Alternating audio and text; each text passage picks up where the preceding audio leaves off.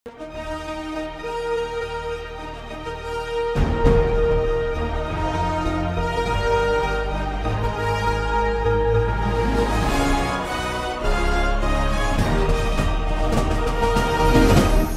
பார்த்து கொண்டிருப்பது உங்கள் ஜாஷ்வா டிவி. சகல ஜனங்களுக்கும் நற்செய்தி.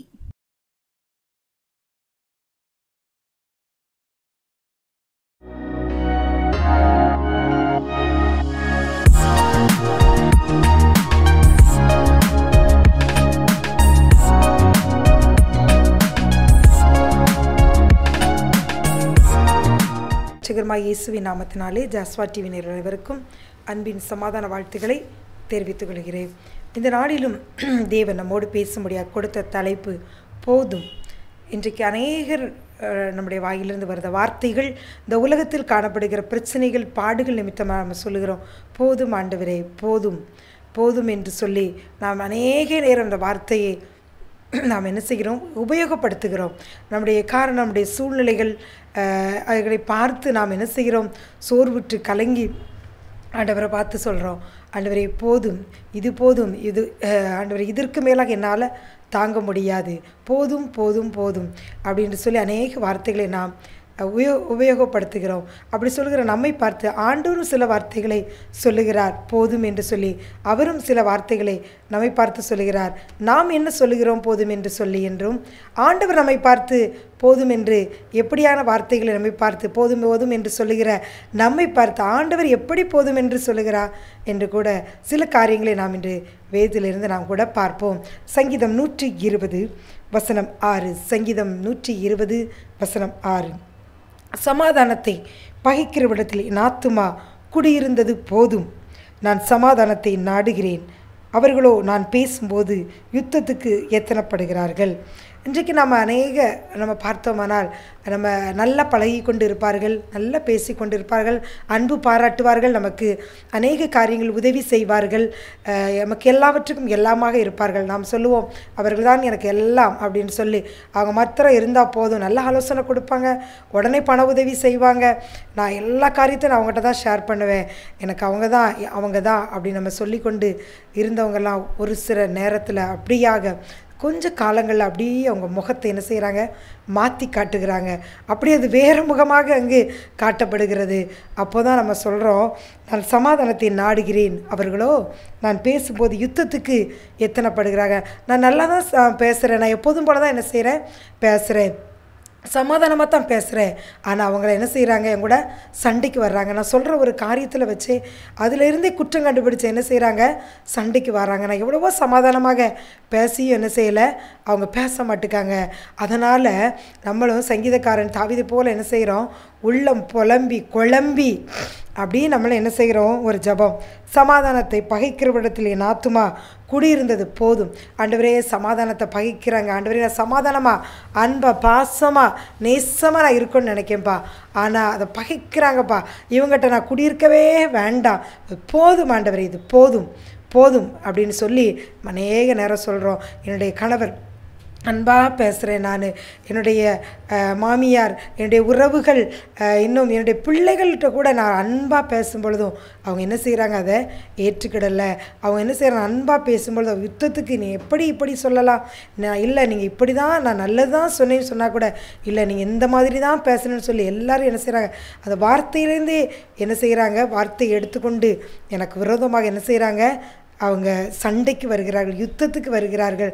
அதனால் இப்படி சமாதானத்தை பகைக்கிறவிடத்தை நான் குடியிருந்தது போதும் ஆண்டவரேன்னு சொல்லுகிறதே அநேகருடைய ஜபமாக இருக்கிறது. இது ஸ்கூலில் படிக்கிற பிள்ளைகள் முதல் கொண்டு காலேஜ் படிக்கிறவங்க, இந்த வேலை பார்க்குற இடங்களில், குடும்ப சூழ்நிலைகளில் எல்லார்கிட்டேருந்து நம்ம பேசி பார்த்தோம்னால் இந்த வார்த்தை தாராளமாக வரும். போதும், இப்படி என்னோட நித்தம் ஒவ்வொரு காரியத்துக்கும் என்னை பகைத்து சண்டையிடுகிற இந்த ஜனங்கள் மத்தியில் நான் குடியிருந்தது போதும், ஆண்டவர் எனக்கு எப்படியா இதிலிருந்து ஒரு விடுதலையே தர வேண்டும் என்று சொல்லுகிற காரியங்களை நாம் அநேகமாக கேட்க முடியும். ஒருவேளை பார்த்து கொண்டிருக்கிற நீங்களும் கூட இப்படியாக சொல்லலாம், என் பிள்ளைகளுக்கு நான் நன்மை தான் செய்கிறேன், நல்ல காரியங்களை சொல்கிறேன், கணவருக்கு பார்த்து நன்மை எது பிடிக்கும் என்ற நன்மையானதைகளை செய்கிறேன். ஒருவேளை கணவனாகிய நீங்கள் சொல்லலாம், என் மனைவிக்கு எது பிரியம் இஷ்டம் என்று சொல்லி அவள் விரும்புவதெல்லாம் பார்த்து செய்கிறேன், ஆனால் அவர்கள் அதை புரிந்து கொள்வதில்லை, என் பெற்றோர் கூட அப்படிதான் என்று சொல்லி கூட நீங்கள் அநேகர் இதே மாதிரி புலம்புகிறீர்கள். நான் அவர்களை பார்த்து செய்தாலும் அவர்களிடம் சமாதானமாக இருப்பதில்லை, என்னிடம் அன்பாக இருப்பதில்லை, போதும் அவர்களிடத்தில் குடியிருந்தது போதும் என்று சொல்லுகிறீர்களா? நீங்களும் இல்லை பிரியமானவர்களே, உங்களை பார்த்து பின்பதாக ஆண்டவர் என்ன சொல்கிறார் என்று பார்ப்போம். அப்படியே செய்தியை கேட்டுக்கொண்டிருங்கள். உங்களுக்கு ஆகத்தான் ஆண்டவர் என்று பேசிக்கொண்டிருக்கிறார். முதலாவது நாம் சொல்லுகிறோம், சமாதானத்தை பகைக்கிறவர்களிடத்தில் என்னோட சண்டையிடுகிறவர்களுக்கு நன்மை செய்கிறவர்கள் எனக்கு யுத்தம் பண்ண என் கூட வர்றவங்கிட்ட ஆத்துமா குடியிருந்தது போதும் என்று சொல்லுகிற காரியத்தை பார்த்தோம். அடுத்ததாக இன்னொன்று என்ன சொல்கிறோம் அப்படின்னு பார்த்தோன்னா, 1 ராஜாக்கள் 19வது அதிகாரம் வசனம் 4. அவன் வனாந்திரத்தில் ஒரு நாள் பிரயாணம் போய் ஒரு சூறை செடியின் கீழ் உட்கார்ந்து தான் சாக வேண்டும் என்று கோரி, போதும் கர்த்தாவே, என் ஆத்துமாவை எடுத்துக்கொள்ளும், நான் என் பிதாக்களை பார்க்கிலும் நல்லவன் அல்ல என்று சொல்லி. நீங்கள் நமக்கு எல்லாருக்கும் தெரிந்த ஒரு சம்பவம். எலியா தீர்க்கதரிசி அங்கே என்ன செய்கிறார்?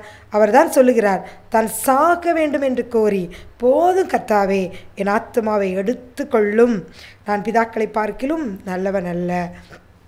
ஏன் அந்த வார்த்தையை சொல்கிறாரு அப்படின்னு பார்த்தோன்னா, முந்தின அதிகாரத்தில் அங்கு அவன் அவன் அவன் ஆண்டவரை நோக்கி வேண்டியது நிமித்தமாக அங்கு பாகால் தீர்க்கதரிசிகளுக்கும் தேவனுடைய மனுஷனுக்கும் இடையில் அங்கு ஒரு போராட்டம் நடக்கிறது. இது யார் மெய்யான தெய்வம் என்பதை காண்பிக்கும்படியாக அங்கு எலியா விண்ணப்பம் செய்கிறார். அங்கு வானத்திலிருந்து அக்கினி வந்து அது கட்டைகளை எல்லா தண்ணீரை நக்கி போடுகிறது, கட்டைகள்லாம் எரிகிறது. அப்படியாக பலி செலுத்தி ஆராதிக்கிற வேளையில் எலியாவின் தேவனே உண்மையான தெய்வம் என்று சொல்லி ஜனங்கள் சொல்லுகிறார்கள். அங்கு 1 ராஜாக்கள் 18 வசனம் 40. அப்பொழுது எலியா அவர்களை நோக்கி, நீங்கள் பாகாலின் தீர்க்கதரிசிகளில் ஒருவனும் தப்பி போகாதபடிக்கு அவர்களை பிடியுங்கள் என்றான். அவர்களை பிடித்தபோது எலியா அவர்களை கீழே கீசோன் ஆற்றங்கரை கொண்டு போய் அங்கே அவர்களை வெட்டி போட்டான். அங்கே பாகால் தீர்க்கதரிசிகள் எல்லாம் எலியா பிடித்து ஒருவர் இல்லாமல் என்ன செய்கிறான்? கீசோன் ஆற்றங்கரையில் வெட்டி போடுதான். இதை கேள்விப்பட்ட ஏசபேல் தீர்க்கதரிசி தான் அங்கே சொல்கிறா. 1 ராஜாக்கள் 19 வசனம் 2. அப்பொழுது எசபேல் எலியாவினிடத்தில் ஆள் அனுப்பி, அவர்களில் ஒவ்வொருவனுடைய பிராணனுக்கு செய்யப்பட்டது போல நான் நாளை இந்நேரத்தில் உன் பிராணனுக்கு செய்யாதே போனால் தேவர்கள் அதற்கு சரியாகவும் அதற்கு அதிகமாகவும் எனக்கு செய்ய கடவர்கள் என்று சொல்ல சொன்னார். எசபேல் தீர்க்கதரிசி மூலமாக, நீ நேற்று என் தீர்க்கதரிசியெல்லாம் கொண்டல, நாளைக்கு உனக்கு இதே மாதிரி நடக்கும் என்று சொல்லி ஒரு வார்த்தை சொல்லி அனுப்புகிறார். இதை கேட்ட உடனே தான் அஞ்சு அக்கினியை இறக்கின அந்த வல்லமையான தேவதாசனுக்குள்ள ஒரு பயம் பிடிக்கிறது. அவர் சொல்ல, நான் சாக வேண்டும் ஆண்டவரே, போதும், என் ஆத்துமாவை எடுத்துக்கொள்ளும் என்று சொல்லி அங்கு புலம்புகிறார். இதே போல தான் இன்றைக்கு பார்த்து கொண்டிருக்கிற நீங்களும் ஆண்டவருக்காக வைராக்கியம் பாராட்டி எவ்வளோ விஷயங்களில் நாம் நிற்கிறோம். நம்ம மூலமாக அநேகர் விடுதலை பெற்றிருக்கிறார்கள். அநேக ஜபங்களுக்கு தேவன் பதில் தந்திருக்கிறார். ஆனால் ஏதோ ஒரு காரியம் மற்றவர்கள் நம்ம ஏதோ ஒரு விதத்தில் குறைத்து பேசி நிமித்தமாக நம்மளோட வாழ்க்கையில் இப்பொழுது தற்சமயம் ஏதோ ஒரு சூழ்நிலை உங்கள் வாழ்க்கையில் குறைவு ஏற்பட்டதே, மற்றவர்கள் கை நீட்டி பேசுவதனால இவன் ஏதோ தவறு செய்து விட்டான், ஏதோ அதனால் குடும்ப வாழ்க்கையில் பிள்ளைகள் வாழ்க்கையில் இப்படி வந்து விட்டது, அதனால் தான் இவளுக்கு வந்தது என்று சொல்லி ஏதோ ஒரு விதத்தில் பேசுவதை கேட்டதனால் நீங்களும் சொல்லுகிறீர்கள், போதும் கர்த்தாவே, நான் சாக வேண்டும், என்ன செய்யும், என் ஆத்துமாவை எடுத்துக்கொள்ளும் என்று சொல்லி எலியாவின் விண்ணப்பத்தை நீங்களும் செய்து கொண்டிருக்கிறீர்களா? ஆண்டவர் செய்து கொண்டு இருக்கிறீர்கள். உங்களை பார்த்துதான் ஆண்டவர் சொல்லுகிறார். அங்கு பாருங்கள், ஆண்டவர் சொல்லுகிறார் வசனம் 9, 1 ராஜாக்கள் 19 வசனம் 9. அங்கே அவன் ஒரு கெபிக்குள் போய் தங்கினான். இதோ கர்த்தருடைய வார்த்தை அவனுக்கு உண்டாகி, அவர் எலியாவை, இங்கே உனக்கு என்ன காரியம் என்றார். அப்போ அவன் எல்லாவற்றையும் என்ன செய்கிறான் சொல்கிறா. அப்போ ஆண்டவர் எல்லா காரியமும் அதையும் சொல்லும்போது ஆண்டவர் அவனோட என்ன செய்கிறார், பேசுகிறார். இங்கே என்ன காரியம்ங்கிற சத்தம் மறுபடியும் என்ன செய்கிறது, உண்டாகுது. ஆண்டவர் சொல்லுகிறார், நீ ராஜாவாக ஆசகேலை சீரியாவின் மேலே அபிஷேகம் பண்ணி, எகுவை நீ ராஜாவாக அபிஷேகம் பண்ணி சொல்லி பல திட்டங்களை அங்கே என்ன செய்கிறார் கொடுக்கிறார். இதே போல தான் பிரியமானவர்களே, உங்களை குறித்து ஆண்டவர் வைத்திருக்கிற திட்டங்கள் நோக்கங்கள் பெருசு. ஆனால் நீங்கள் ஆண்டவரை பார்த்து என்ன சொல்லிக்கிட்டீங்க? போதும் கர்த்தாவே, என் ஆத்துமாவே எடுத்துக்கொள்ளும் என்று சொல்லுகிறீர்கள். ஆண்டவர் சொல்லுகிறார், நீ எழும்பு. அங்கு தூதன் வந்து சொல்லுகிறார், தூதன் அவனை தட்டி எழுப்பி எழுந்திரு, போஜனம் பண்ணு அப்படின்னு சொல்லுகிறான். வசனம் 7, கர்த்தருடைய தூதன் 2ஆம் தரம் என்ன செய்கிறான்? தட்டி எழுப்பி எழுந்திருந்து போஜனம் பண்ணு. நீ பண்ண வேண்டிய பிரயாணம் வெகு தூரம். என்ன தூரம்? அவன் போய் ஆசகேலை சீரியாவின் மேல் ராஜாவாக அபிஷேகம் பண்ணணும், இஸ்ரவேல் மேலே யெகூபை அபிஷேகம் பண்ணணும், எலிசாவை இவனுடைய ஸ்தானத்தில் தீர்க்கதரிசியாக அபிஷேகம் பண்ணனுடைய 3 விதமான வேலைகளை தேவன் அவனுக்குன்னு வைத்திருக்கிறது அவன் புரியாதபடி இன்றைக்கு ஒரு மனுஷியோட வார்த்தை நிமித்தம் பயந்து போதும் கர்த்தாவே என்று சொல்லி படுத்து கொண்டிருக்கா. அவனை பார்த்து ஆண்டவர் சொல்லுகிறார், நீ பண்ண வேண்டிய தூரம் பிரயாணம் வெகு தூரம் சொல்லுகிறார். அதே போல தான் பிரியமானவர்களே, போதும் போதும் கர்த்தாவை என்னை எடுத்துக்கொள்ளும், நான் சாகத்தான் வேண்டும் இந்த சூழ்நிலை என்று சொல்லி புலம்பிக் கொண்டிருக்க உங்களை பார்த்து ஆண்டவர் சொல்லுகிறார், நீ போக வேண்டிய பிரயாண தூரம் வெகு தூரம், உனக்கென்று நான் திட்டங்களை வைத்திருக்கிறேன், அதை உன்னை கொண்டே நான் செய்து முடிப்பேன் என்று ஆண்டவர் சொல்லுகிறார். அதனால் ஆண்டவர் எத்தனையோ முறை அவர் வசனத்தின் மூலமாக ஊழியர்கள் நிமித்தமாக உங்களை தட்டி எழுப்பிக் கொண்டே இருக்கிறார். நீங்கள் எலியாவை போல எழும்பி விடுங்கள். அந்த போஜனத்தை உட்கொண்டு அவன் எப்படி 40 நாள் அந்த ஒரே பர்வதத்தில் நடந்தது போல அந்த வசனம் என்னும் ஆகாரத்தை உட்கொண்டு தேவ பலத்தினால இந்த தடைகளெல்லாம் உடைத்து நொறுக்கி உங்களுக்கு வைத்திருக்க ஆண்டவர் திட்டத்தை சிறப்பாக நீங்கள் செய்து முடிக்க ஆண்டவர் என்று உங்களை அழைக்கிறார். முதலாவது நம்முடைய விண்ணப்பெல்லாம் எப்படி இருக்கு? சமாதானத்தை பகைக்கிறவிடத்தில் நான் குடியிருந்தது போதும், துக்கத்தில் நான் இருந்தது போதும் அப்படின்னு சொல்லி நம்ம என்ன செய்கிறோம்? புலம்பலை எல்லாம் ஜெபங்களாக மாற்றி கொண்டு இருக்கிறோம். நம்மளை பார்த்து ஆண்டவர் நம்ம சொல்லுகிற போதும் என்ற வார்த்தைகள், போதும் போதும் என்று இப்படி சொல்லுகிற நம்மை பார்த்து இன்னைக்கு ஆண்டவர் ஒரு காரியத்தை சொல்லுகிறார். அது உபாகமம் 2வது அதிகாரம் வசனம் 3. உபாகமம் 2 வசனம் 3, நீங்கள் இந்த மலைநாட்டை சுற்றி திரிந்தது போதும். ஆண்டவர் சொல்கிறார், வடக்கே திரும்புங்கள். ஜனங்கள் கானானுக்குள் போக வேண்டும். அவர்கள் ஒரு மலை வழியாக என்ன செய்கிறார்கள்? சுற்றி வருகிறார்கள். அங்கு சொல்லுகிறார்கள், கர்த்தர் எனக்கு சொல்லியபடியே வசனம் 1, சிவந்த சமுத்திரத்துக்கு போகிற வழியாக வனாந்தரத்துக்கு பிரயாணம் பண்ணி அநேக நாள் சேயீர் நாட்டை சுற்றி திரிந்தோம். அநேக நாள் என்ன செய்கிறாங்க? இஸ்ரவேல் ஜனங்கள் சேயீருங்கிற நாட்டை சுற்றி திரிந்து கொண்டே இருக்கிறார்கள். அப்போ தான் கர்த்தர் சொல்கிறாரு, இந்த மலை நாட்டை நீ சுற்றி திரிந்தது போதும், வடக்கே திரும்பு. ஆண்டவர் ஒரு டைரக்ஷனை காட்டுறாரு.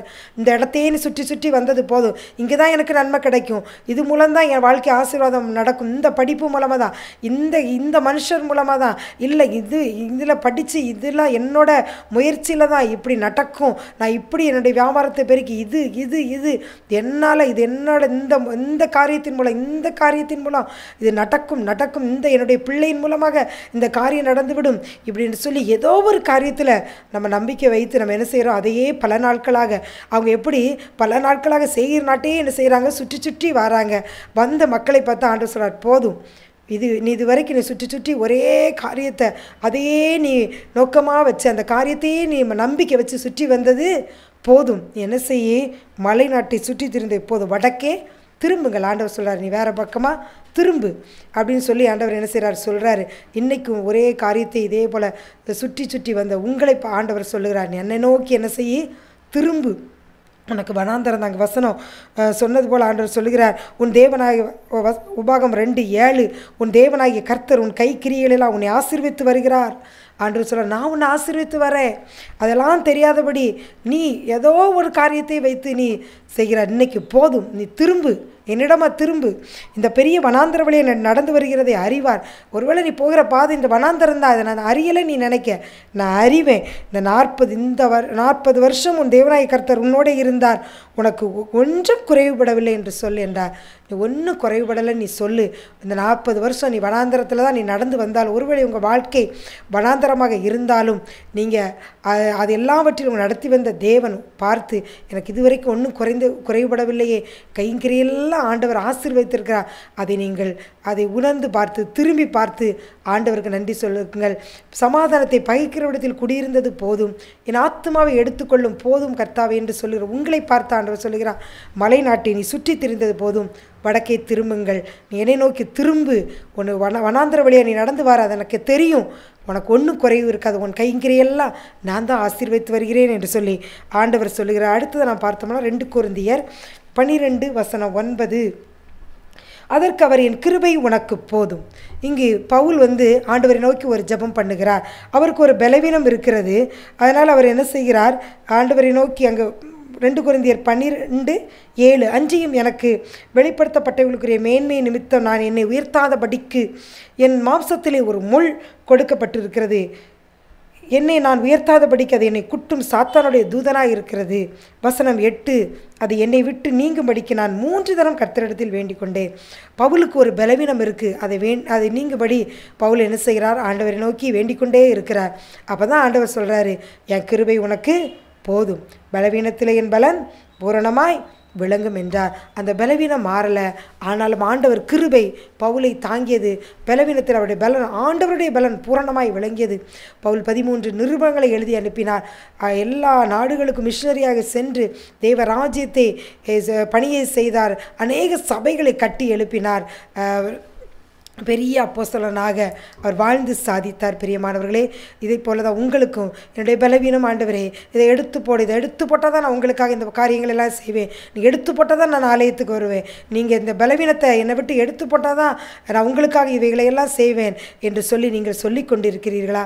உங்களை பார்த்தால் ஆண்டவர் சொல்கிறார், என் கிருபை உனக்கு போதும். அவருடைய கிருபையை பற்றி கொள்ளுங்கள். உங்கள் பலவீனத்தில் அவருடைய பலன் பூரணமாய் விளங்குவதை நீங்களும் காண்பிப்பீர்கள். நீங்களும் பவுலை போல் அவருக்காக பெரிய காரியங்களை சாதிப்பீர்கள். போதும் என்று நாம் சொல்லுகிற 2 காரியங்களையும் ஆண்டவர் நம்மை பார்த்து சொல்லுகிற போதும் என்று சொல்லுகிற 2 காரியங்களையும் பார்த்தோம். ஆண்டவர் சொன்ன வார்த்தையை நீங்கள் பிடித்து கொள்ளுங்கள். ஆண்டவருக்கு நேராக திரும்புங்கள். அவர் கிருபை உனக்கு போதும் என்று சொல்லுகிறாரே, அந்த போதும் என்கிற வார்த்தையை நீங்கள் எடுத்துக்கொள்ளுங்கள். அந்த வார்த்தையில் ஜீவன் உண்டு, வல்லமை உண்டு. பலவீனத்தில் அவருடைய பலன் உங்களுக்கு பூரணமாய் விளங்கும். அவருக்காக பெரிய காரியங்களை நீங்கள் சாதிக்கும்படியாக கர்த்தர் கிருபை பாராட்டுவாராக. அப்படியே ஜெபிப்போமா? அப்பா பிதாவே, உம்மை துதிக்கிறோம் ஆண்டவரே, சோத்தரிக்கிறோம் அப்பா. ஆண்டவரே தகப்பனே, மனுஷர்களால் பாடுகள் பட்டு ஆண்டவரே வேதனையிலும் முழண்டு கொண்டிருக்கிற ஜனங்கள் போதும் கர்த்தாவே என்று சொல்லுகி கண்ணீர் வடிக்கிற ஜனங்களை கர்த்தர் சந்தித்திருக்கிறீங்கப்பா. என் கிருபை உனக்கு போதும் என்று சொல்லி ஒவ்வொருவரையும் நீர் ஆற்றி தேற்றிருக்கிறீங்கப்பா. உங்கள் கிருபை அவர்கள் பிடித்து கொள்ளட்டும். உடைய வல்லமை அவர்கள் ஒவ்வொருவர்களும் கடந்து செல்லட்டும் ஆண்டவரே. பலவீனங்களுடைய உங்கள் பலன் பூரணமாய் விளங்கட்டும் ஆண்டவரே. உம்மை உறுதியாய் பற்றி கொண்ட மனதை உடையவன் உண்மையே நம்பி இருக்கிறபடியால் நீர் அவனை பூரண சமாதானத்துடன் காத்து கொள்வீர் ஆண்டவரே. ஒவ்வொருவரையும் நீர் பூரண சமாதானத்தோடு காத்து கொள்ளும் ஆண்டவரே. ஒருவர் வாயிலிருந்து இனி போதும் கர்த்தாவே என்ற வார்த்தை வரவே கூடாது ஆண்டவரே. உங்கள் வார்த்தை ஒவ்வொருவரும் உட்கொள்ளட்டும், ஜீவன் உண்டாகட்டும், பெரிய காரியங்களை இவர்கள் மூலமாக நடக்கட்டும் ஆண்டவரே. பெரியவர் பெரிய காரியங்களை செய்யும். இயேசுவின் மூலம் ஜெபிக்கிறோம் நல்ல பிதாவே, ஆமென்.